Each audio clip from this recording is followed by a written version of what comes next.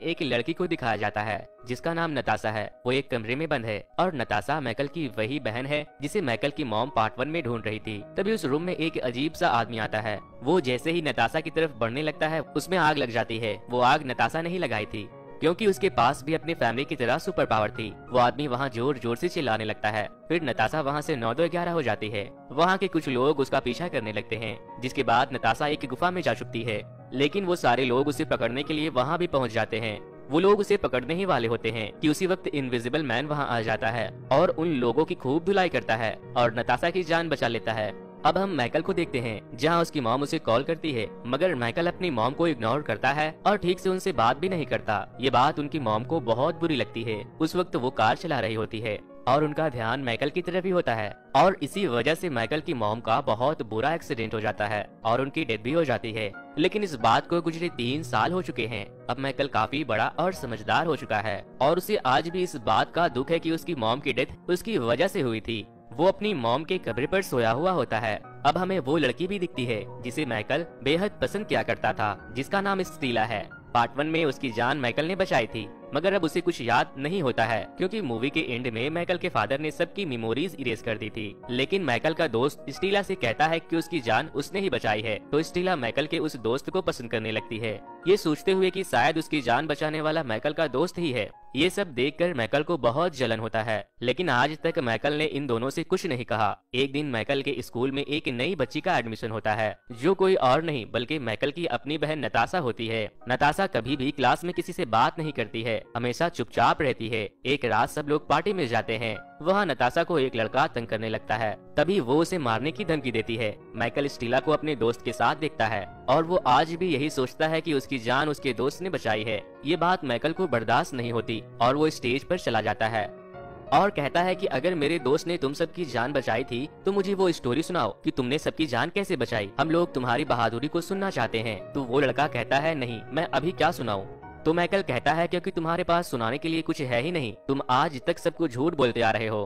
तो वो लड़का चाहता है कि उसका राज सामने आए। फिर वो वहाँ से स्टीला को लेकर जाने लगता है, लेकिन तभी माइकल स्टीला को रोकता है और कहता है रुको, मैं तुम्हें अपने पावर्स दिखाता हूँ। उसी दिन तुम्हारी जान उसने नहीं बल्कि मैंने बचाई थी। इससे पहले कि वो अपनी पावर से दिखा पाता, उसकी बहन नताशा वहाँ आग लगा देती है और सारे लोग भागने लगते हैं और माइकल अपनी पावर दिखा ही नहीं पाता। नताशा ने शायद इसलिए आग लगाया था ताकि उसके भाई के पावर्स किसी के सामने न आए। उसके बाद नताशा माइकल के सर पर मारकर बेहोश कर देती है और जब उसे होश आता है तो वो खुद को नताशा के पास पाता है, जिसके बाद नताशा उसे बताती है मैं ही तुम्हें यहाँ लाई हूँ और क्या तुम भूल गए, हमें अपने पावर्स को किसी को सामने दिखाने से मना किया गया है। वो तो अच्छा हुआ कि मैं वहाँ मौजूद थी और वहाँ चुपके से आग लगा दी और किसी को पता भी नहीं चला, वरना तुम तो अपनी पावर सबके सामने दिखाने ही वाले थे। माइकल कहता है तुम्हें उससे क्या। माइकल अपनी शर्ट पहनने लगता है, तभी नताशा उसके शर्ट में आग लगा देती है। तो माइकल ये देखकर चौंक जाता है, इसके अंदर ये पावर कहाँ से आया, आखिर ये लड़की है कौन। तभी इन दोनों की रियल मॉम वहाँ आ जाती है और माइकल को बताती है कि ये तुम्हारी वही खोई हुई बहन है। फिर वो अपने बच्चों से कहती है तुम दोनों के अंदर जो पावर्स आई है वो हमारे वजह से ही। लेकिन माइकल को उनकी बातों का यकीन नहीं होता कि ये उसकी रियल मॉम और नताशा उसकी बहन है। फिर वो गायब होकर दिखाती है, तभी उसकी तबीयत खराब होने लगता है। माइकल को अब यकीन हो जाता है। फिर वहाँ पर एक डॉक्टर आते हैं और उनसे कहते हैं कि अपनी पावर्स को हद से ज्यादा यूज मत किया करो, वरना आप और बीमार पड़ती जाओगी। अब नताशा अपनी मदर को ब्लड डोनेट करती है। माइकल की मॉम उसे बताती है कि तुम्हारे फादर को एक बहुत बुरे आदमी ने किडनैप कर लिया है और हमें मिलकर उन्हें बचाना होगा। वो बताती है कि वो गैंगस्टर अब हमारी कंट्री आ रहा है, तो जैसे वो हमारी कंट्री में आएगा हमें उन्हें बचाना होगा, जो कि बहुत मुश्किल है क्योंकि उसके पास में सिक्योरिटी बहुत टाइट होगी और वो हमें ऐसा करने से रोकेगा। और माइकल की मॉम माइकल से कहती है कि बस तुम्हें सिक्योरिटी का ख्याल रखना है। अब अगले सीन में दिखाया जाता है कि माइकल उन बदमाशों के लैपटॉप से सिक्योरिटी प्लान चुराकर अपने यूएसबी में कॉपी कर लेता है, जो कि उसकी मॉम ने करने को कहा था। जिसके बाद उसकी माँ काफी खुश होती है और उसे गले से लगा लेती है। नताशा अपने भाई को बताती है कि जहाँ मैं पहले रह रही थी वो लेडी बहुत अच्छी थी, मगर उनके डेथ के बाद उनके बेटे ने मुझसे बहुत मिसबिहेव किया, जिसके बाद मैं अपनी जान बचाते हुए यहाँ आ गई। सच कहूँ तो मुझे यहाँ मॉम लेके आई है। फिर नताशा अपनी उंगलियों से आग निकालकर सिगरेट जलाती है और उसे पीने लगती है। अब तीनों एक साथ रहने लगते हैं और इन दोनों की मॉम भी बहुत खुश होती है। अब वो लोग सब साथ में खाते हैं, साथ में सोते हैं और अपनी बचपन की यादों को याद करते हैं।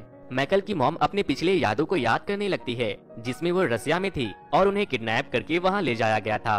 वो लोग उन लोगों पर एक्सपेरिमेंट करते थे जिनके पास सुपर पावर्स होती थी। उन्हें इलेक्ट्रिकल शॉक भी देते थे, ये देखने के लिए कि उनके पावर्स बढ़ती है या घटती है। लेकिन एक दिन सारे लोग किसी तरह वहाँ से भाग गए, जिसमें माइकल की मॉम भी शामिल थी। इससे पहले कि वो लोग गैंगस्टर से बदला ले पाते, वो हेलीकॉप्टर से अपनी जान बचाकर भाग गया और सभी के साथ वो डॉक्टर भी वहाँ से बचकर भाग गया। वो डॉक्टर कोई एक्सपेरिमेंट कर रहा होता है, जो कि दुनिया में कोई न्यूक्लियस चेंजेस की वजह से कुछ लोगों में भी चेंजेस आए थे। उसके बाद उनके पास पावर्स आ गई। लेकिन जो लोग फर्स्ट जनरेशन के थे उनके साथ एक प्रॉब्लम था कि वो जितना अपने पावर्स को यूज करेंगे वो उतना ही वीक होते चले जाएं। डॉक्टर नताशा और माइकल के डीएनए मिला के वो चीज बना ही लेता है, जिससे कि फर्स्ट जनरेशन के लोग वीक हो जाते हैं। वो अब वीक नहीं होंगे। ये बात सुनकर नताशा की मॉम बहुत खुश होती है। उसके बाद माइकल इनविजिबल होकर एक बिल्डिंग में जाता है। उसकी मॉम मीटिंग कर रही होती है कि अब वो गैंगस्टर जल्दी ही आने वाला है और वो जिस जगह में मीटिंग करेगा वहाँ शहर के सब जगह की गैस पाइपलाइन जुड़ी है। नताशा की मॉम का प्लान है कि वो नताशा की मदद से उस पाइप में आग लगा देगी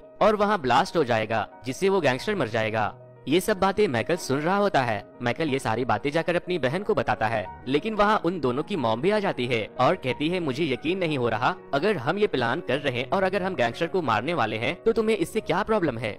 तभी माइकल कहता है नताशा अभी छोटी है, उससे मर्डर करवाएंगे। उसकी मॉम कहती है बेटा सॉरी, मुझे अब तुम्हें कैद करवाना होगा क्योंकि तुम अब मेरे किसी काम की नहीं रहे। वो लोग माइकल को कैद करके एक कमरे में बंद कर देते हैं।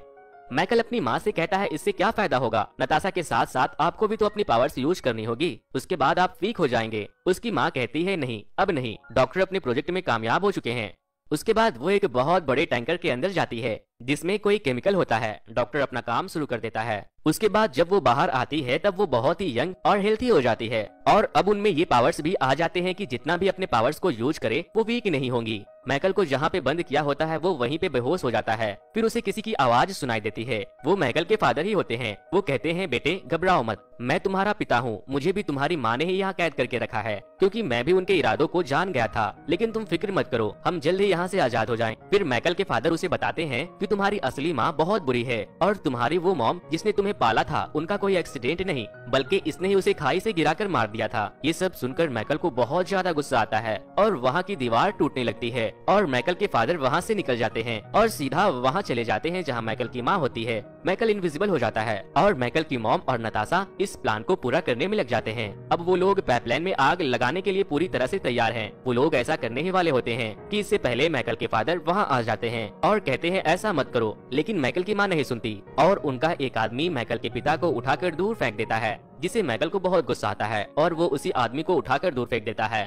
तभी वहाँ पर एक आदमी स्कूल वैन को नीचे लाता है जिसमें स्टीला भी होती है जिसे माइकल पसंद करता है और उसके साथ और भी बच्चे थे। वो वैन को नीचे गिराने ही वाली होती है, लेकिन माइकल ऐसा होने नहीं देता और सब लोगों को बचा लेता है। ये सब देखकर सभी लोग हैरान हो जाते हैं। दरअसल वो लोग माइकल को स्टीला के जरिए उसे ब्लैकमेल करना चाहते थे। एक तरफ नताशा और माइकल की माँ होती है। नताशा पाइपलाइन में आग लगाने ही वाली होती है। तभी माइकल उसे दूर फेंक देता है जिससे नताशा को चोट लग जाती है और वो गिर जाती है। फिर माइकल की माँ माइकल को हवा में उठा देती है और फिर नताशा को कहती है कि जल्दी करो, हमारे पास बहुत कम वक्त है। मगर फिर माइकल उसी वक्त नताशा से टेलीपैथी यूज करके बात करता है और बताता है कि हम दोनों की माँ बहुत बुरी है और हमसे प्यार भी नहीं करती, वो बस अपने मतलब के लिए हमारे साथ थी और तुम्हें आग लगाने के लिए इसलिए बोल रही है ताकि वो सिर्फ उस आदमी से बदला ले सके। इसके अलावा उन्हें हमसे कोई मतलब नहीं है और तो और उन्होंने हमारे डीएनए को सिर्फ अपने मकसद के लिए यूज किया। फिर नताशा अपनी माँ की मन की बात को पढ़ती है तो वो समझ जाती है कि माइकल सच कह रहा है और वो अपने माँ के काम को अंजाम नहीं देती, जिसके बाद उसके माँ को बहुत गुस्सा आता है।